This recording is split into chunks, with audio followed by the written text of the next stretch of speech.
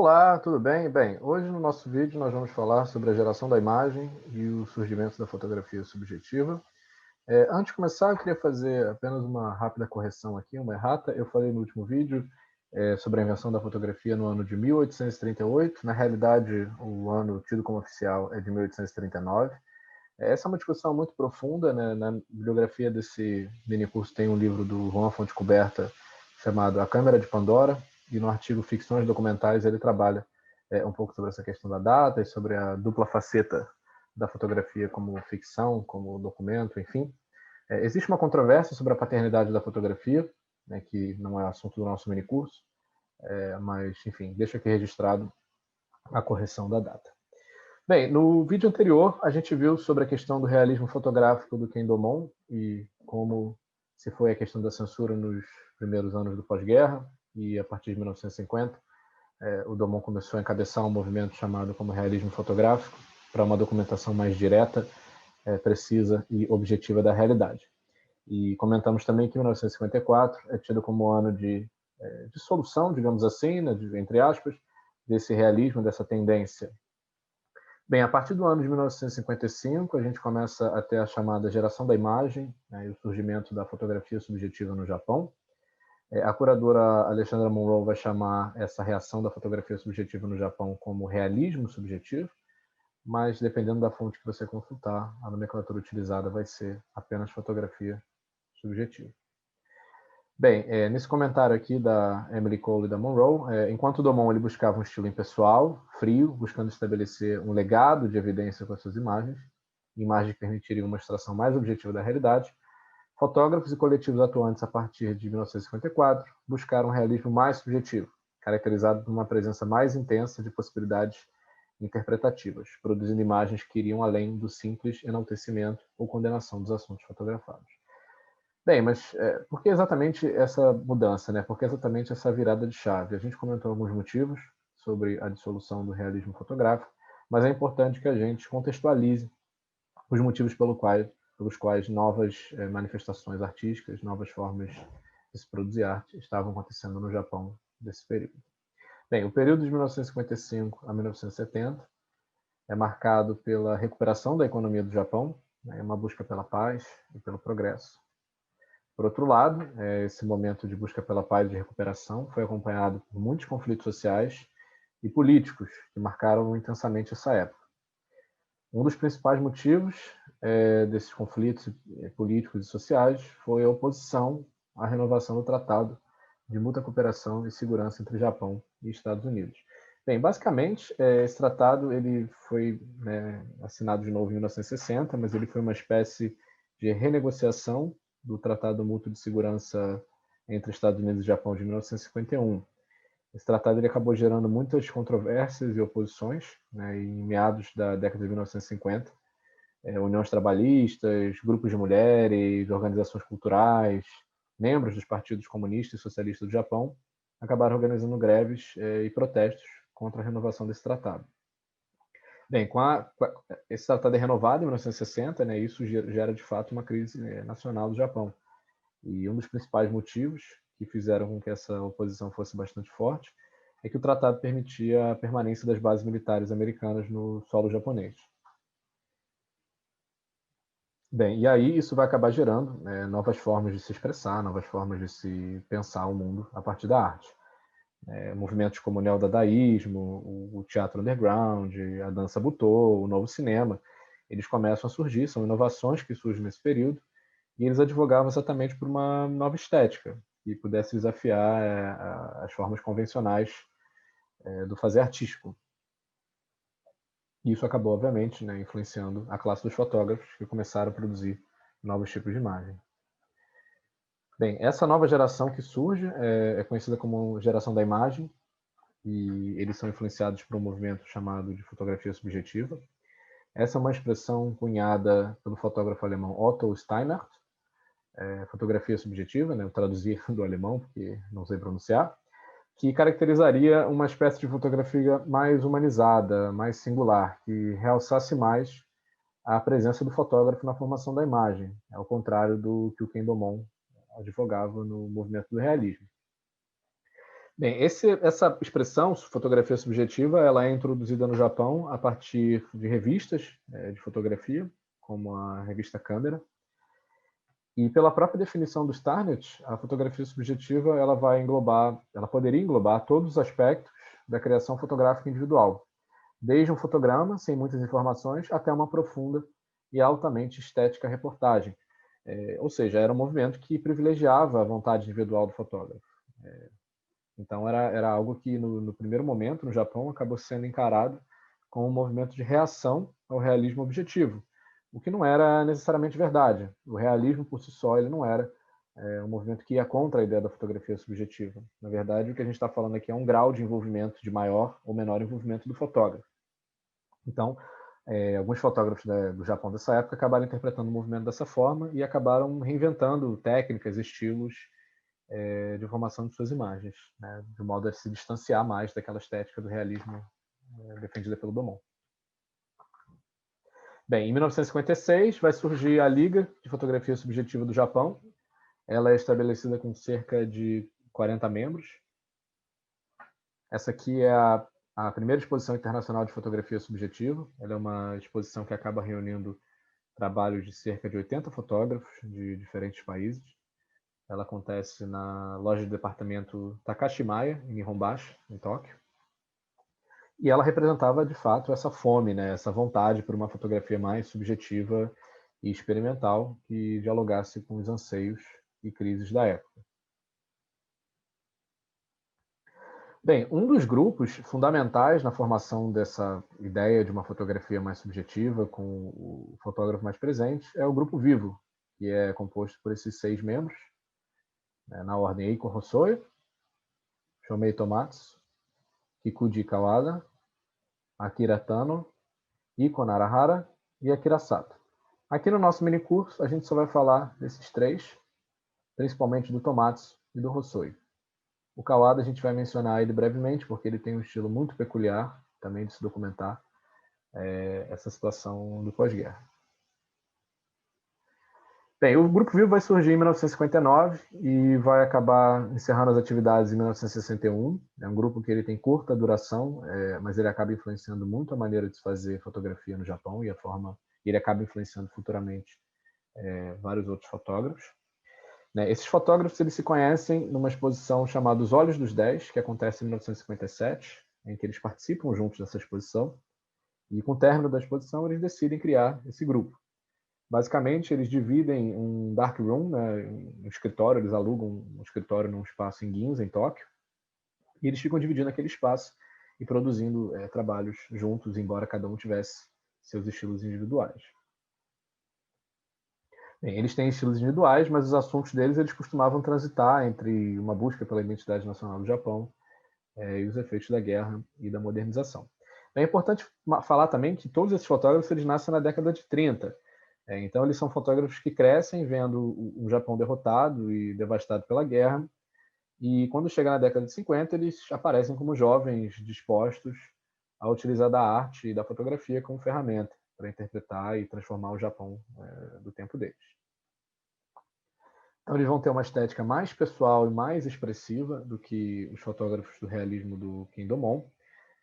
As imagens deles eles não vão ser simplesmente comentários sobre as experiências, eles vão ser as experiências por elas mesmas. A imagem, a produção da imagem como uma experiência, mais do que meramente a documentação de uma experiência. Eles são muito inspirados pelo William Klein, um fotógrafo norte-americano que produziu diversas imagens de diversas cidades, né? Principalmente são influenciados pelo livro New York dele, de 1956, que trouxe um estilo muito característico e muito novo e singular de se documentar fotografia de rua e se criar uma documentação. O William Klein acaba visitando o Grupo Vivo também, porque ele também produz uma série de fotografias em Tóquio e ele vai para o Darkroom do Vivo mostrar essas imagens para esses fotógrafos. E os fotógrafos do Vivo eles vão evocar questões fundamentais nas fotografias dele, como as mudanças políticas e sociais do Japão da época, a dualidade da fotografia como arte e documento. Então, a fotografia, para eles, deixa de ser meramente uma questão de documento e passa a ter um status de arte, de expressão individual, de interpretação do mundo a partir de uma perspectiva específica. E eles vão trabalhar também as diferentes abordagens entre o que vai ser conhecido como realismo objetivo, conforme a gente mencionou, e o realismo subjetivo. Bem, como eu falei há pouco tempo, o realismo subjetivo vai ser uma nomenclatura usada pela curadora Alexandra Monroe para caracterizar essa reação, entre aspas, ao realismo objetivo do Ken Domon. Bem, o primeiro fotógrafo que a gente vai falar desse grupo, lembrando que a gente vai falar só sobre 3 deles, é o Shomei Tomatsu. O Tomatsu ele nasce em 1930, ele começa a fotografar enquanto estudava economia na Universidade de Haiti. Ele se tornou um dos principais fotógrafos do século XX no Japão. Em 1954 ele vai se mudar para Tóquio e começa a trabalhar como freelancer em 56. Ele é conhecido por ter um estilo bastante dinâmico e pioneiro nessa questão de uma subjetividade acentuada. Então ele é um fotógrafo que ele vai influenciar muitos outros fotógrafos que viriam depois em outras gerações. Bem, eu trouxe aqui esse trecho de um comentário, de um ensaio que o Tomatsu escreveu, porque o Tomatsu, ele é um fotógrafo que ele é criado nas convenções do fotojornalismo, mas ele gradativamente vai rejeitando essa ideia de uma proposta jornalística, conforme ele vai se desenvolvendo como fotógrafo. Conforme o tempo vai passando, os assuntos deles vão se tornar menos registros de uma crítica direta das condições do Japão pós-guerra, e vão se tornar mais ensaios da vida cotidiana e permeado por essa ideia das ruínas da guerra, né? Ele vai documentar mais essa questão das pessoas, do cotidiano delas, e como a guerra afetou, de fato, essas pessoas. Bem, essa citação aqui, antes de ler, eu vou contextualizar ela um pouco. Mais ou menos em outubro de 1960, a revista Asahi Camera, ela publica um ensaio chamado Nascimento de uma Nova Fotografia, escrito pelo Yonosuke Natori. E nesse ensaio, o Natori vai criticar o trabalho do Tomatsu. Vai basicamente criticar 2 séries de fotografias dele. A primeira delas se chama Ocupação e a segunda se chama Lar. E ele vai basicamente dizer que o Tomatsu, nessas séries, ele não respeita as convenções do fotojornalismo. E as fotografias dele são feitas de uma forma em que não é possível identificar o tempo e o espaço, e que isso iria contra convenções do bom fotojornalismo, das boas práticas, digamos assim, do fotojornalismo. Bem, e aí o Tomatsu, obviamente, vai reagir a isso, vai publicar um ensaio na Asahi Camera, respondendo a esses comentários do Natori. O nome do ensaio que ele publica é Eu Discordo, do Sr. Natori, também é publicado em novembro de 61. E no ensaio o Tomatsu vai falar essa citação: mesmo que eu fosse um fotojornalista, eu nunca tratei nenhuma realidade específica com desrespeito. Se a forma de Natori pensar pode ser considerada a base para a doutrina do fotojornalismo, então minhas fotografias não são fotojornalismo. Eu acredito que devemos eliminar os espíritos que perseguem o fotojornalismo e destruir os conceitos pré-estabelecidos que esta palavra carrega. Bem, eu não vou entrar muito a fundo na discussão sobre a definição de fotojornalismo, a definição de fotografia documental, a definição de realismo fotográfico. Algumas das fontes que eu consultei aprofundaram esse tipo de discussão, dizendo que o realismo do Ken Domon não seria necessariamente a mesma coisa que uma ideia de fotojornalismo. Mas, como eu não vou aprofundar essas questões aqui, na verdade eu trouxe essa citação para que a gente pensasse que o Tomatsu é um cara que já estava querendo, a partir dessa citação, ele já está dizendo que ele não concorda com um conceito pré-estabelecido do que seria fotojornalismo. Só isso já é uma evidência, um indicativo, né, de um fortalecimento de uma nova geração de fotógrafos que estava buscando privilegiar um novo tipo de fotografia, que não tivesse enraizado em conceitos pré-estabelecidos do que seria certo ou errado na hora de se documentar um determinado assunto. Bem, e já de cara, né, eu vou mostrar 2 imagens agora que vão deixar esse tipo de abordagem bastante claro. Essa imagem aqui do Tomatsu se chama Os Danos da Bomba Atômica, relógio de pulso parado às 11h02, 9 de agosto de 1945, Nagasaki. Bem, o Tomatsu basicamente pega um relógio, coloca num fundo branco e coloca esse relógio no tempo de 11h02, que é o momento em que a bomba atômica cai em Nagasaki. Então, só olhando essa imagem, a gente já consegue perceber que o tipo de abordagem, né, para se representar uma questão da guerra, para se representar um episódio específico da história japonesa, não é uma abordagem convencional. É uma abordagem bastante diferente do que das imagens mostradas anteriormente, como as do Tadahiko ou como a do Dumont. Então aqui, só para complementar, a gente consegue ver uma espécie de teatralidade, assim, entre aspas, da imagem, né? Ele está construindo essa imagem. Ele pensou no fundo, Ele coloca um relógio em cima desse fundo, ele coloca o tempo naquele relógio, e a gente não sabe a hora que ele tirou isso, né? Então, é uma imagem que traz uma simbologia, e é uma simbologia muito mais subjetiva do que as do realismo fotográfico encabeçado pelo Domon anteriormente. E é uma imagem também que a legenda ela cumpre um papel essencial para que a gente compreenda o contexto de produção dessa imagem. Bem, essa aqui é uma outra imagem que é muito famosa do Tomatsu, amplamente veiculada, que é uma garrafa derretida e deformada. Algumas fontes traduzem como garrafa de cerveja afetada pela bomba, enfim, existe essa variação em determinados livros. E é da mesma série da imagem anterior do relógio, da série Nagasaki 11 e 2, e mostra uma garrafa que foi derretida e queimada, né, e sofreu efeitos de radiação.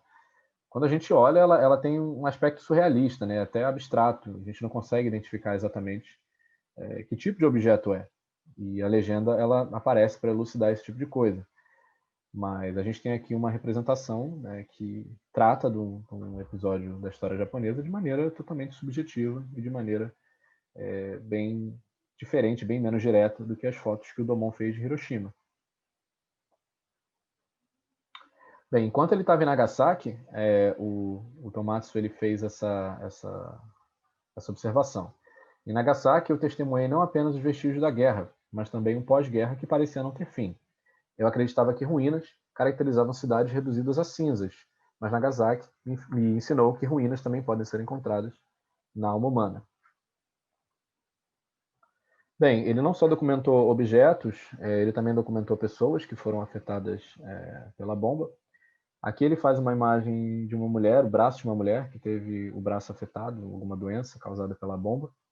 E essa é uma imagem que tem um caráter mais universal, né? Ela universaliza o terror, um terror particular da condição da bomba, né? E das pessoas que foram afetadas por ela. Então ele acaba enfatizando o poder da arte sobre o jornalismo. Aqui a gente não consegue nem ver a cabeça da mulher, né? É uma foto que tem um contraste forte de claro-escuro e que a gente não vê, que tem um caráter até surrealista. E eu demorei para perceber que isso aqui era um pente. Eu não tinha observado isso antes, né? E é uma coisa que está ali, uma informação sutil que fala dos efeitos da guerra. Bem, essa aqui é uma imagem de um hibakusha, do Senji Yamaguchi, que se não me engano ele está vivo ainda, né? Não tenho certeza. Mas o Tomatsu ele também documentou várias pessoas que sobreviveram pela bomba. E a gente pode ver que a documentação aqui, né, nessa imagem, embora ela mostre, de fato, cicatrizes, né, um resultado direto causado pela radiação, ela tem uma sombra intensa, ela tem um quê cinematográfico, um quê de terror que a gente não vê nas imagens anteriores. Não é uma observação direta da realidade, né? É uma observação marcada por uma expressão pessoal e subjetiva. Bem, o Tomatsu ele realiza também uma série chamada Ocupação, ou Japão Ocupado, dependendo da fonte que você consultar, é traduzido dessa forma. Ele começa essa série mais ou menos em 1959 e ele fotografa bases militares americanas e as cidades que ficavam no entorno. E nessa série também ele acaba trazendo aspectos desse processo de americanização que permeou a história japonesa do pós-guerra. Bem, aqui o Tomatsu, a gente traga imagens do Tomatsu documentando protestos que aconteceram durante a década de 60. Dá para ver que a documentação dele dos protestos não é uma documentação muito objetiva. Posteriormente, ele vai reunir essas imagens num livro chamado Eu Sou um Rei, que vai ser publicado em 1972. Ele era um professor na Escola de Arte Tama, e ele documenta essas barricadas dos estudantes. É importante uma informação que eu esqueci de dizer. O Grupo Vivo foi um dos grupos responsáveis por liderar a Associação de Fotógrafos Japoneses nesses protestos contra as políticas econômicas e sociais do Japão, a renovação do tratado, enfim.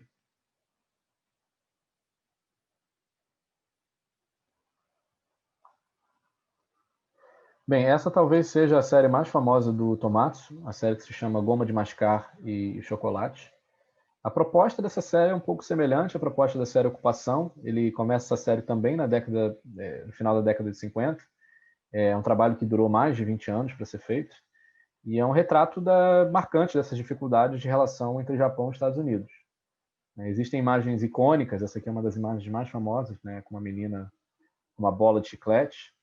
Existem várias imagens de bases militares norte-americanas, soldados se entretendo com mulheres.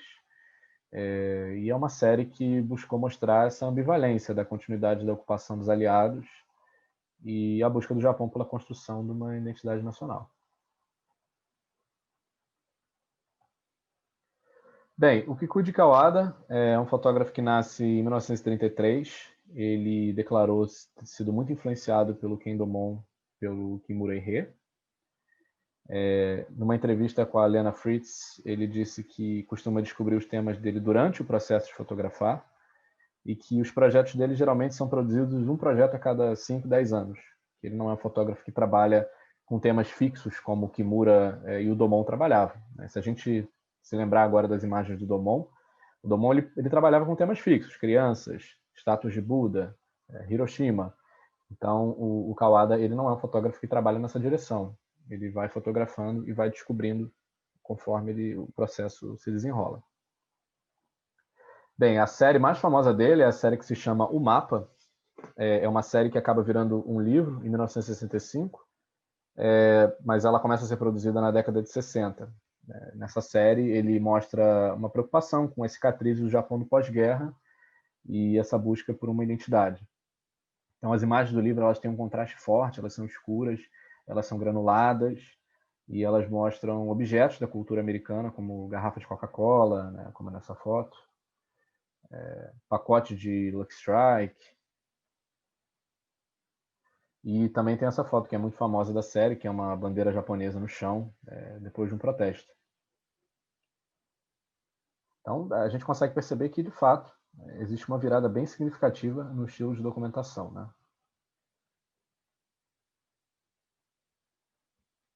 Bem, isso aqui é uma imagem que eu acho muito interessante, uma imagem muito boa, que é uma imagem de Hiroshima. O mapa reúne também imagens de Hiroshima. O Kawada ele foi meio que um assistente do Domon enquanto ele produzia a série de Hiroshima, então ele aproveitou e produziu algumas imagens também. Então, essa imagem é uma mancha, é uma espécie de close-up de uma mancha que estava no Memorial da Paz de Hiroshima. Então, ele mencionou ter ficado horrorizado com essas manchas que foram causadas pela radiação, e ele fez essa foto na única estrutura que tinha ficado de pé, no epicentro da bomba. Então, é uma imagem de Hiroshima e uma foto completamente diferente da documentação que a gente viu anteriormente. Então, ele acaba desenvolvendo uma linguagem única e até mesmo abstrata, né, para refletir um horror que era uma questão muito pessoal dele. É um horror que era pessoal, mas é um horror que acaba alcançando uma universalidade. Bem, o terceiro e último fotógrafo que a gente vai falar do Grupo Vivo é o Eiko Hossoi, também nascido em 1933. Ele também declarou que uma das principais influências dele foi o Ken Domon. Ele vai ganhar notoriedade depois da exposição individual Homem e Mulher, que ele realiza em 1960. São fotos que são totalmente construídas e que mostram o interesse dele pelo corpo humano e pela fotografia de nudez. A série ela foi construída principalmente tendo dançarinos como modelo. Então a gente já olha aqui que tem um braço segurando tentáculos de polvo e uma cabeça mirando a câmera. Tem toda uma teatralidade da imagem aqui, uma imagem encenada. É algo que o Domon totalmente rechaçava quando ele falava de construção imagética no realismo. Essa aqui é outra imagem da série Homem e Mulher.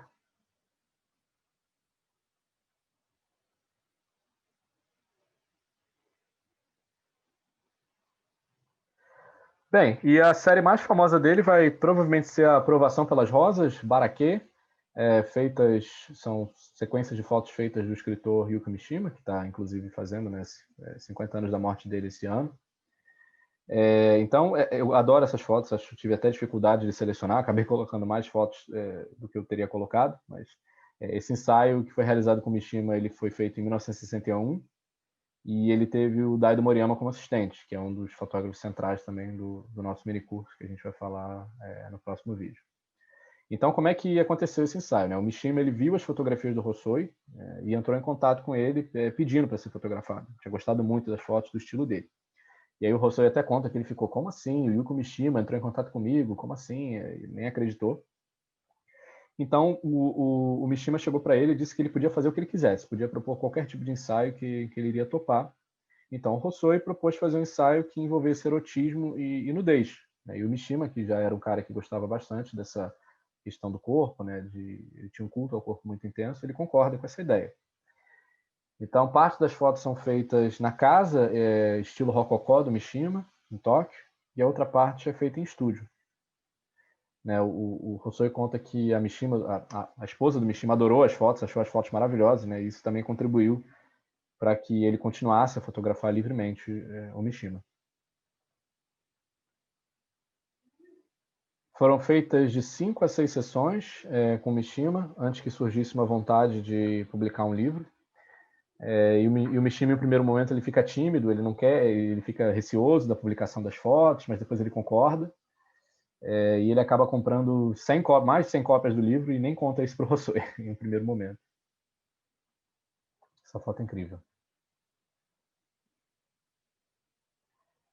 Aqui a gente já vê também uma experimentação de dupla exposição que é completamente incomum, se a gente falar do período anterior, né? Da forma de se produzir imagem no período anterior. Essa série aqui vai ser o que vai trazer a fama internacional para o Hossoi. Ele vai ser chamado para trabalhar mais vezes, né? Ele vai ter mais trabalho, e ele vai ser convidado pela Light Gallery em Nova York, que quer representar o trabalho dele a partir dessa série. O Mishima e o Hossoi, eles viram amigos próximos depois desse momento, e o Mishima faz até um discurso no casamento dele.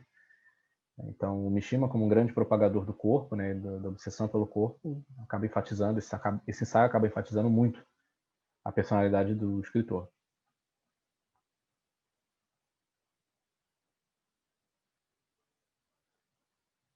Bem, sobre o ensaio, o Mishima declarou que o mundo para o qual fui abduzido, diante do encanto das lentes de Hossoi, foi anormal, distorcido, sarcástico, grotesco, selvagem e promíscuo. Isso foi, em certo sentido, o avesso do mundo no qual vivemos, onde nossa veneração às aparências sociais e nossa preocupação com a moralidade pública criam esgotos imundos serpenteando abaixo da superfície.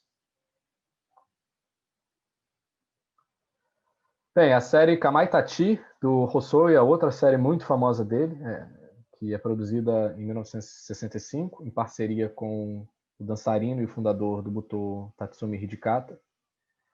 Bem, o trabalho, embora tenha sido feito em parceria com o Hidikata, ele não é assim um trabalho gratuito. Os dois artistas que fizeram a série, eles têm memórias semelhantes com a região de Tohoku, que é onde foi feitas as fotografias. O Hossoi, ele cresceu nessa região e ele era um adolescente, ele teve que ser evacuado, né, para a região rural de Tohoku. E o Hidikata, ele cresce nessa região também. Então, nesse ensaio, ele vai personificar o Kamaitachi, que é um yokai do folclore japonês com aparência de doninha, que é conhecido por assombrar os campos de arroz. As cenas, elas misturam encenação, espontaneidade, mostram o Hidikata correndo nos campos, pulando de forma dramática, se escondendo, assombrando as crianças, e tem uma imagem que eu vou mostrar daqui a pouco que ele até roubando um bebê da vila. E as fotografias, elas têm uma estética bem cinematográfica também, elas acabam também reforçando o interesse do Hossoi pelo corpo humano, pelo movimento do corpo, que era uma coisa que ele já tinha feito com o Mishima, que ele já tinha feito na exposição Homem e Mulher também. E acaba evidenciando também uma colaboração muito forte, uma característica muito forte do trabalho do Hossoi, que são as colaborações com outros artistas. Tendo colaborado com o Hidikata, com o Kazuo Ono, que a gente vai ver daqui a pouco, com o Mishima, enfim. Bem, essa foto aqui, ela tem uma história curiosa. O Hossoi conta que o Hidikata, ele chegou para as crianças antes de fazer isso e falou: o tio aqui vai pular muito alto, então vocês fiquem aí paradinhas e só olhem. E é muito curioso isso, essa construção dessa imagem, né? A gente saber a história por trás da foto e ver que o trabalho desse fotógrafo é completamente baseado numa ideia de encenação, de teatralidade e de construção da imagem, e que isso tem muito a ver com as pessoas com quem ele está trabalhando e criando as colaborações, né? Uma coisa que o Hossoi também contou, que uma das meninas que está nessa foto, ela está viva, e quando ele voltou na região do ensaio, ela reconheceu ele, e as pessoas, eles ficaram super famosos na vila. As pessoas oferecem, ele foi lá, as pessoas ofereciam saquê para ele, chamavam ele de Hossoi Sensei. Ele foi entrevistado pelos jornais locais. Enfim, a fotografia dele, essas imagens, né, que eles fizeram juntos, fizeram história nessa vila. As fotos foram feitas de maneira bem rápida, foram feitas em um único dia. E essa foto, não sei se dá para ver tão bem, mas o Hidikata está correndo com o bebê no colo. E ele chegou para uma mãe que estava com o bebê e falou assim: posso pegar emprestado o seu filho? E, obrigado. E ele sai correndo do nada com o bebê. E aí o Hossoi faz a foto correndo, e quando eles terminam de fazer a foto, o Hidikata volta e entrega o bebê de volta para a mulher, que estava completamente atônita com a situação, né? Então, o curador Simon Baker vai dizer que o Hossoi foi o artista da época dele que melhor construiu conexões entre a fotografia e a performance. Bem, a amizade do Hossoi com o Hidikata vai acabar levando ele a conhecer o Kazuo Ono, que também foi um dos fundadores do Butô. E o Kazuo Ono foi uma das parcerias mais duradouras do Hossoi. Ele fotografou o Kazuo Ono por mais de 40 anos. Ele fotografou o Kazuo Ono no leito de morte dele. E acabou gerando essa série O Sonho da Borboleta, que é uma série, né, enorme, que mostra de fato essa documentação de uma vida do Kazuo Ono. Então a gente pode observar isso, né? É um fotógrafo que está sempre criando conexões sinceras com os fotografados, que está acompanhando a vida dos seus fotografados. É um outro tempo de fotografia, né? Não é uma fotografia baseada num instante decisivo, baseada numa documentação direta e que não gera outros tipos de contato depois. Numa entrevista com a Lena Fritz, o Rousseau ele afirma que a simples alegria de seus modelos em serem fotografados é o que dá sentido à sua fotografia.